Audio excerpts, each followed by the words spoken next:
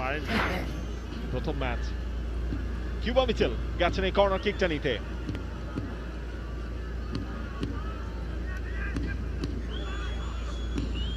Sohel Rana, Mujibur Rahman Johnny, সবার দৃষ্টি ওই জোনটাতেই।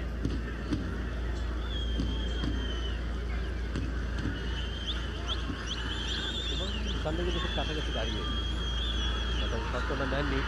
রাকিবের হেডার, ভালো হেডার ছিল, ঠেকিয়ে দিয়েছেন নাসান আলকার, আমার গোলকিপার, সবার মাথায় হাত।